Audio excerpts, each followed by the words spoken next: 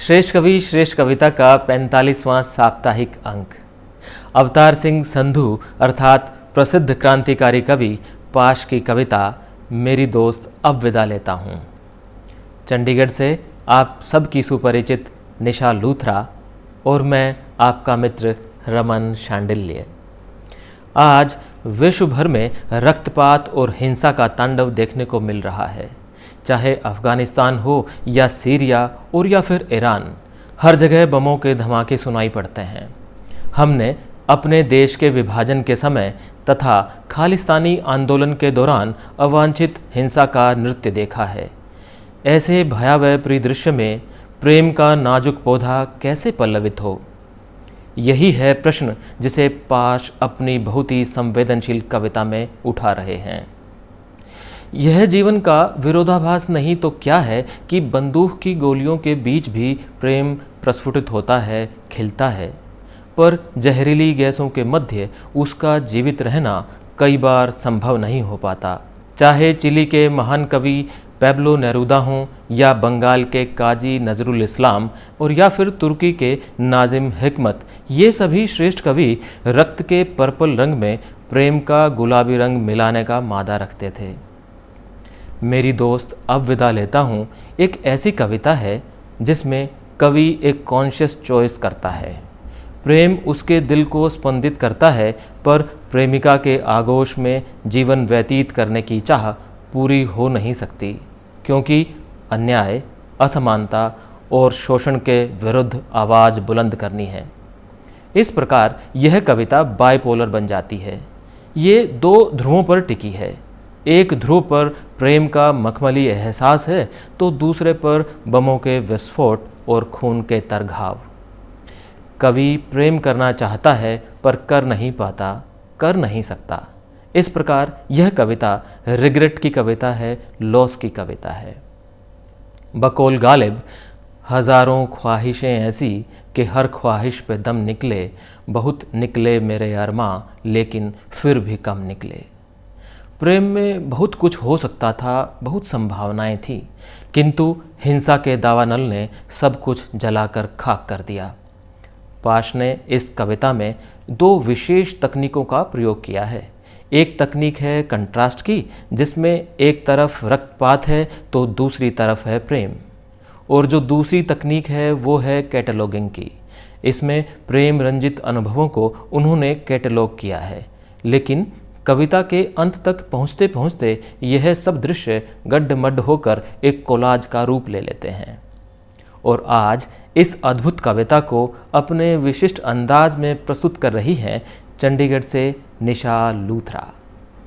निशा हमारे इस कार्यक्रम से लंबे समय से जुड़ी हुई हैं और हम सब इनसे सुपरिचित भी हैं। फिर भी श्रेष्ठ कवि श्रेष्ठ कविता से जुड़ने वाले नए दर्शकों की जानकारी के लिए बता दें कि निशा लूथरा चंडीगढ़ के साहित्यिक, सांस्कृतिक एवं सामाजिक कार्यक्रमों में सक्रिय रूप से भाग लेती हैं। अग्रणी सांस्कृतिक संस्था दी नरेटर्स की संस्थापक अध्यक्ष हैं। इन्होंने कोविड-19 में साधन विहीन लोगों के लिए बहुत सेवा कार्य किए। वे थिएटर, नृत्य, कविता जैसे अनेक कार्यक्रमों का आयोजन चंडीगढ़ व इसके आसपास के क्षेत्रों में करती रहती हैं। इसके साथ साथ वे अपने शीघ्र प्रकाश्य कविता संग्रह पर भी कार्य कर रही हैं। तो आइए आनंद लें निशा जी की काव्य प्रस्तुति का। नमस्कार। श्रेष्ठ कवि श्रेष्ठ कविता पर आप सबका हार्दिक अभिनंदन। मेरा नाम निशा लूथरा है। जो कविता आज मैं पेश करने जा रही हूँ वो अवतार सिंह संधू, जो कि पाश के नाम से जाने जाते थे, उनके द्वारा लिखी गई है। इस कविता का शीर्षक है मेरी दोस्त अब मैं तुमसे विदा लेता हूँ। तो आइए शुरू करते हैं। अब विदा लेता हूँ मेरी दोस्त, मैं तुमसे अब विदा लेता हूँ। मैंने ये कविता लिखनी चाही थी, सारी उम्र जिसे तुम पढ़ती रह सकती। उस कविता में महकते हुए धनिये का जिक्र होना था, ईख की सरसराहट का जिक्र होना था। उस कविता में वृक्षों से टपकती ओस और बाल्टी में दूहे दूध पर गाती झाग का जिक्र होना था।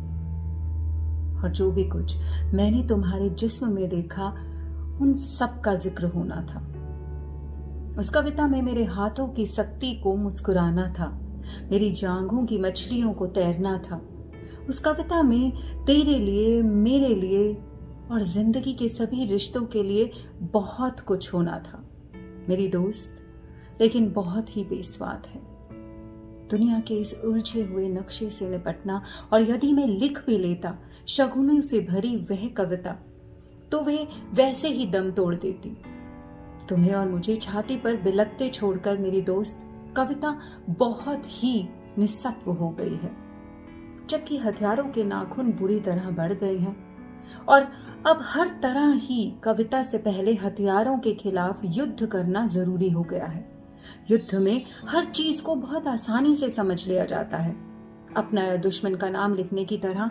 और इस स्थिति में मेरी तरफ चुंबन के लिए बड़े होठों की गोलाई को धरती के आकार की उपमा देना या तेरी कमर के लहराने की समुद्र की सांस लेने से तुलना करना बड़ा मजाक सा लगता था।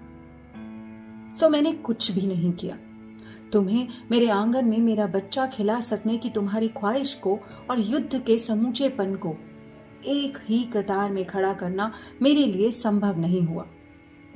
और अब मैं विदा लेता हूं मेरी दोस्त। हम याद रखेंगे कि दिन में लाहौर की भट्टी की तरह तपने वाले अपने गांव के टीले रात को फूलों की तरह महक उठते हैं और चांदनी में पगे हुए ईख के सूखे पत्तों के ढेरों पर लेटकर स्वर्ग को गाली देना बहुत संगीतमय होता है।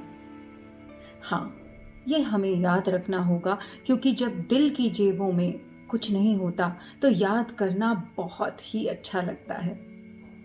मैं इस विदाई के पल शुक्रिया करना चाहता हूं उन सभी हसीन चीजों का जो हमारे मिलन पर तंबू की तरह तनती रहे, और उन आम जगहों को जो हमारे मिलने से हसीन हो गई। मैं शुक्रिया अदा करता हूं अपने सिर पर ठहर जाने वाली तेरी तरह हल्की और गीतों भरी हवा का, जो मेरा दिल लगाए रखती थी तेरे इंतजार में। रास्ते पर उगी हुई रेशमी घास का, जो तुम्हारी लरसती चाल के सामने हमेशा बिछ जाया करता था।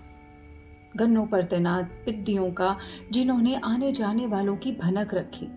जवान हुए गेहूं की बालियों का, जो हमें बैठे हुए ना सही लेटे हुए तो ढकती थी। मैं शुक्रगुजार हूं सरसों के नन्हे फूलों का, जिन्होंने कई बार मुझे अवसर दिया कि तेरे केशों से पराग केसर झाड़ने का। मैं आदमी हूं, बहुत कुछ छोटा छोटा जोड़कर बना हूं। उन सभी चीजों के लिए जिन्होंने मुझे बिखर जाने से बचाए रखा, मेरे पास आभार है। मैं शुक्रिया करना चाहता हूं।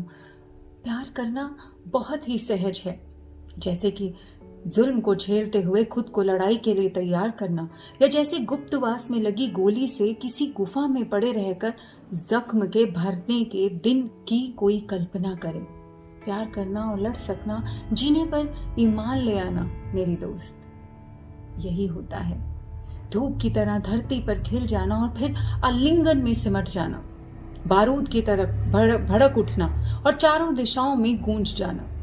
जीने का यही सलीका होता है। प्यार करना और जीना उन्हें कभी नहीं आएगा जिन्हें जिंदगी ने बनिया बना दिया। जिस्म का रिश्ता समझ सकना, खुशी और नफरत में कभी भी लकीर ना खींचना, जिंदगी के फैले हुए आकार पर फिदा होना, सहम को चीर कर मिलना और विदा होना बड़ी शूरवीरता का काम होता है मेरे दोस्त। अब मैं विदा लेता हूं। तू भूल जाना मैंने तुम्हें किस तरह पलकों में पाल कर जवान किया, कि मेरी नजरों ने क्या कुछ नहीं किया तेरे नक्शों की धार बांधने को, कि मेरे चुंबनों ने कितना खूबसूरत कर दिया तेरा चेहरा, कि मेरे आलिंगनों ने तेरा मोम जैसा बदन कैसे सांचे में ढाला। तो ये सभी भूल जाना मेरी दोस्त, सिवाय इसके कि मुझे जीने की बहुत इच्छा थी, कि मैं गले तक जिंदगी में डूबना चाहता था। मेरे भी हिस्से का जी लेना मेरी दोस्त, मेरे भी हिस्से का जी लेना। वर्ष 1947 में धर्म के आधार पर देश के विभाजन के पश्चात एक बार फिर 70 के दशक के अंतिम वर्षों में पंजाब में खालिस्तान आंदोलन अपने चरम पर था। ऐसा लगता था कि पारंपरिक हिंदू सिख एकता टूटकर बिखर जाएगी तथा एक बार फिर देश धार्मिक उन्माद का शिकार हो जाएगा। इसी उन्माद का शिकार हुए पंजाबी साहित्य जगत के चमकते सितारे अवतार सिंह संधू, जिन्हें हम पाश के नाम से जानते हैं। उन्हें खालिस्तानी कट्टरपंथियों ने 23 मार्च 1988 को गोलियों से भून डाला। पंजाब के तलवंडी सलेम ग्राम में वर्ष 1950 में एक मध्यवर्गीय किसान परिवार में पैदा हुए पाश।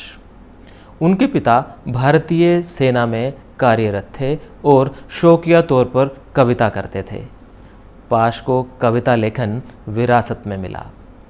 पाश की युवावस्था के समय पंजाब में हरित क्रांति का युग था, लेकिन इस क्रांति का फायदा आम गरीब किसान तक नहीं पहुंच पा रहा था और नक्सलपंथी बड़े किसानों, व्यापारियों एवं उद्योगपतियों के विरुद्ध आंदोलनरत थे।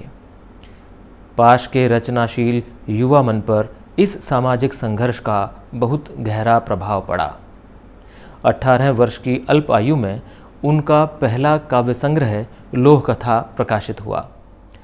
पाश की प्रतिरोध की कविता सत्ताधारियों को पसंद नहीं आनी थी, नहीं आई।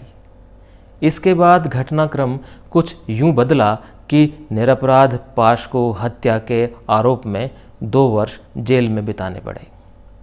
बरी हो जेल से रिहा होने के बाद उन्होंने सिहाड़ नामक पत्रिका और बाद में कैलिफोर्निया से एंटी-47 फ्रंट नामक पत्रिका का संपादन किया। उनके विचार सिख कट्टरपंथियों की आंख की किरकिरी बन गए। पाश प्रतिरोध के कवि थे, जन कवि थे। उनकी मुख्य रचनाएं हैं लोह कथा, उड़दे बाजा मगर, साडे समयां विच, खिल्लर होए वर्के। इन पुस्तकों का कई भारतीय भाषाओं में अनुवाद भी हुआ। उनकी कविताएं विशेषकर सबसे खतरनाक होता है हमारे सपनों का मर जाना बहुत ही प्रसिद्ध है। वर्ष 2005 में यह कविता NCERT की 11वीं कक्षा की हिंदी पाठ्य पुस्तक में सम्मिलित की गई। आमजन के शोषण एवं धार्मिक कट्टरपंथी के खिलाफ आवाज़ उठाने वाले इस श्रेष्ठ कवि को हमारी पूरी टीम सादर नमन करती है। इंतज़ार कीजिए अगले सप्ताह तक एक अन्य श्रेष्ठ कवि की श्रेष्ठ कविता का। नमस्कार।